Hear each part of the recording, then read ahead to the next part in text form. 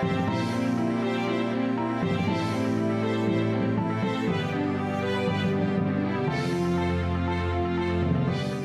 up, Taiwan? I'm Jeremy Olivier, bringing you the news from here in Taipei.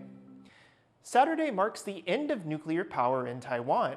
Once one of the most nuclear-reliant economies in the world, the country is now switching off its final reactor. Louise Watt reports.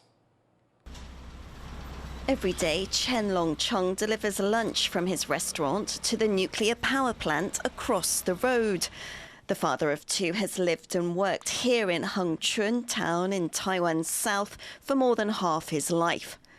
But these are some of the final deliveries before the plant is switched off. And with that, the country's nuclear power. Chen thinks that's a bad decision. 那个煤发电应该是没有比那个核能发电还要来得好。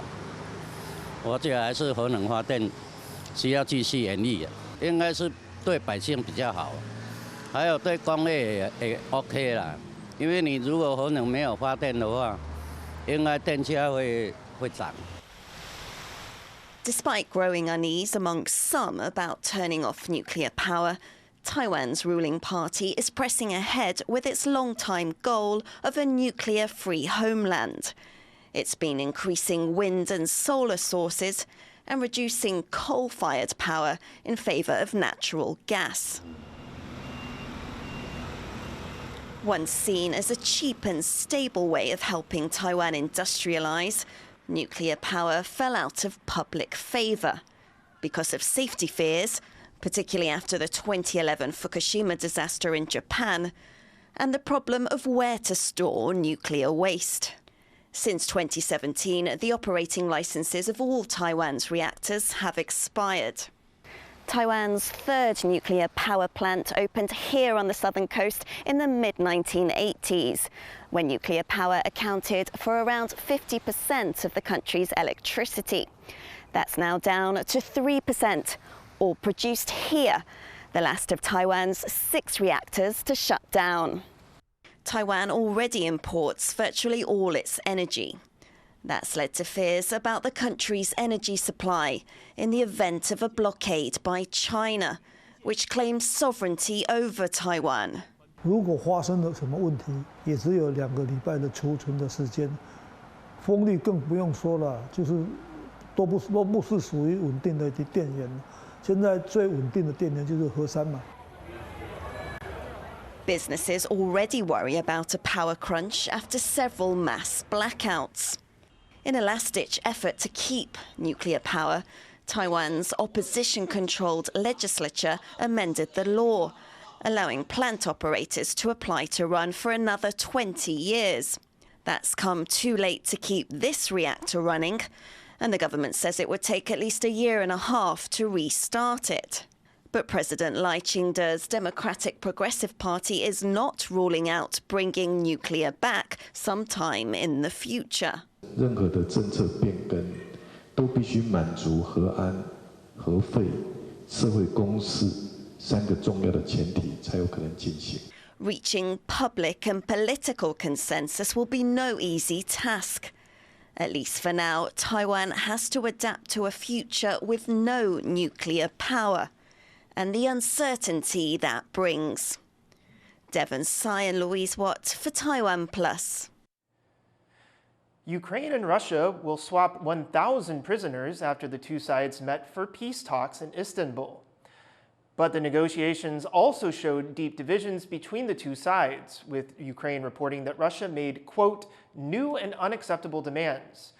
During the talks, Kyiv also requested a meeting between Ukrainian President Volodymyr Zelensky and Russian leader Vladimir Putin.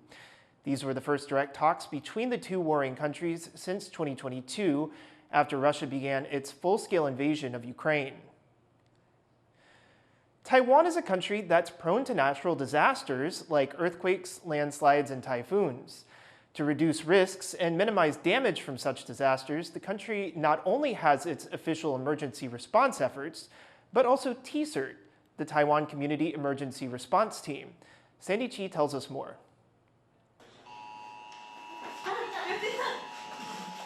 Drop, take cover, hold on, and evacuate the building. These are the basic steps to follow to stay safe during an earthquake. But for these civilians, it's about more than just protecting themselves. It's also about staying ready to help save others. They are members of TCERT, Taiwan Community Emergency Response Team, and they play a crucial role when disaster strikes.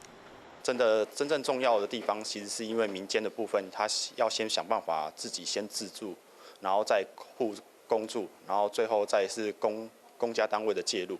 The government launched its TCERT program in 2024, with the goal of reducing the damage and harm caused by natural disasters, and to help civilians respond immediately to emergencies, given that official rescue teams usually take 3 to 6 hours to reach the scene. 慌张是每个人一定会的，但经过教育训练之后，跟我们平常的演练之后，我们把慌张的程度降低到最低。然后经过我们的演练之后，我们在脑筋里面重复一次之后，我们把训练的成果展现出来。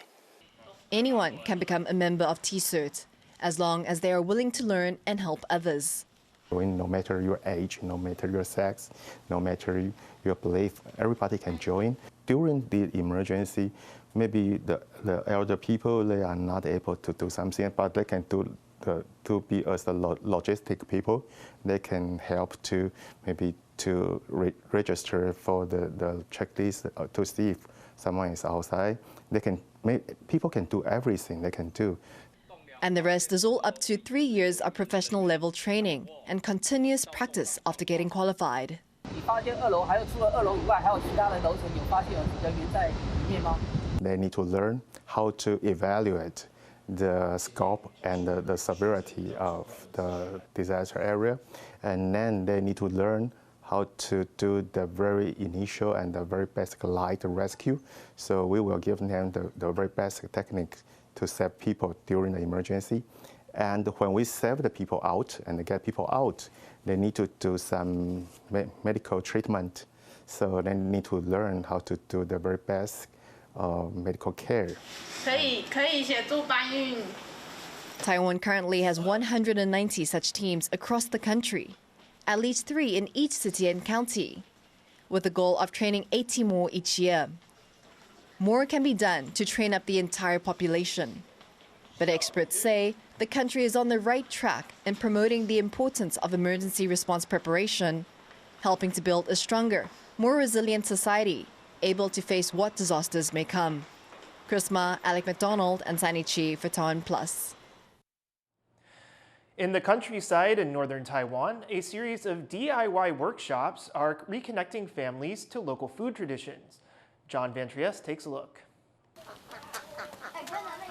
Here in rural Hsinchu County, most of the people you meet are Hakka, a people of Chinese origin with their own language, way of life, and way of cooking. Preserving food through drying and pickling is a big part of food culture here.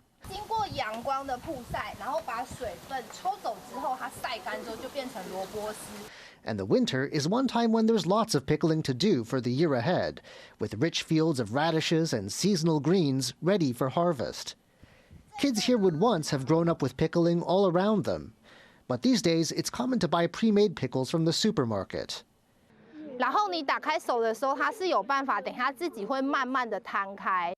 To get back to this Hakka tradition, one local pickle maker is offering classes aimed at families looking for a day of DIY fun. 然后我是上搭张夜10天的不同的季节，款用的东西，然后我带客家的腌制精神。进行我试到了解事情本基到底，基到对成长的过程中，其实为底了解饮食文化系乜嘅，然后去体验到长大嘅时间，我讲有老基有感情，我讲有记忆啊。演完了。But this pickling tradition doesn't have to be preserved the same way for all time. And here, new flavors of pickles are even being invented using local produce the kids can pick themselves. 的方式剥开之后呢，我不要这个皮。大家平常没有这样剥，对不对？该含有嘛，该按照了为有，该是用甲们係是按照性質，了係是嘅是凍凍嘅，該上個摸來試看。試下嘛。這邊摸一下舌頭的水。還有之後呢？這。For Hakka children who take the class, this can be more than a culinary adventure. It can also be a chance to practice the Hakka language, which, despite vigorous revival efforts, is still being eroded by years of outmigration from Hakka villages and official promotion of Mandarin.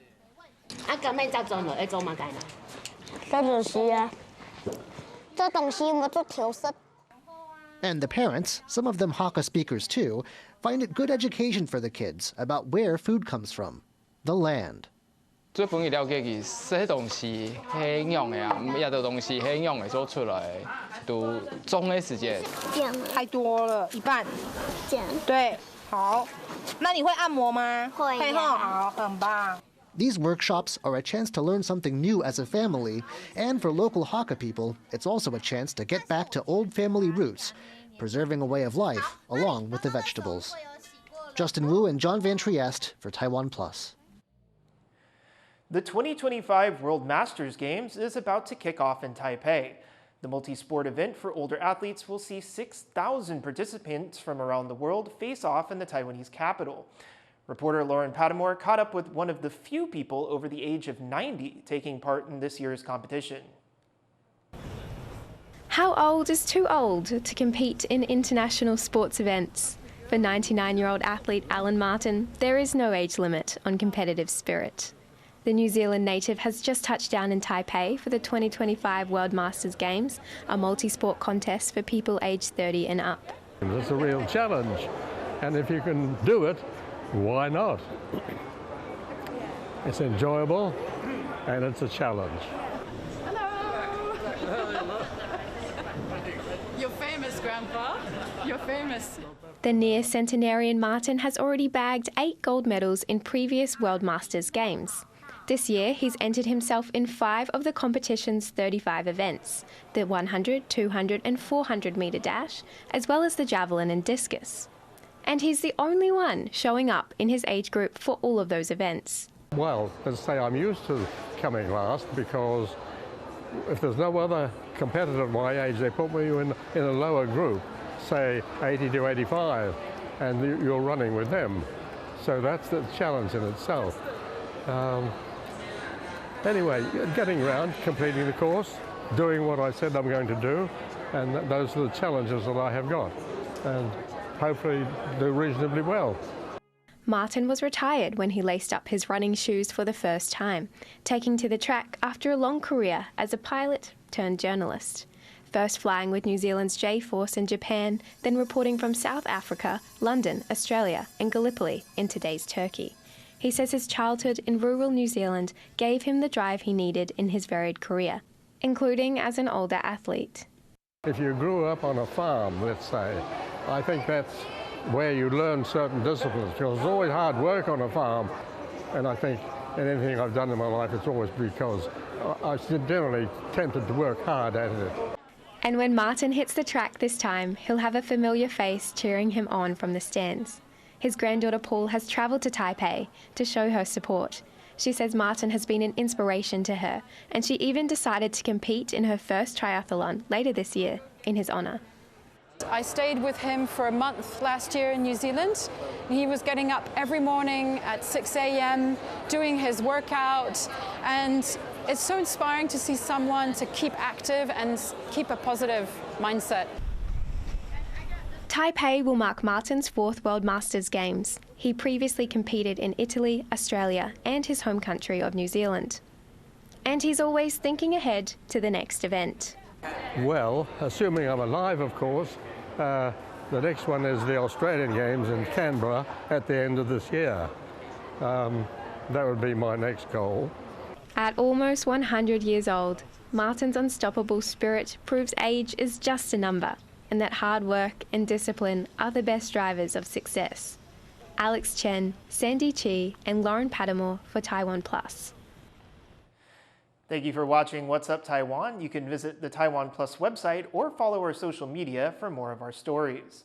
Finally, take a look at the work of this Moroccan master saddler whose family has passed down the traditional art form for generations. I'm Jeremy Olivier. Take care and see you next time.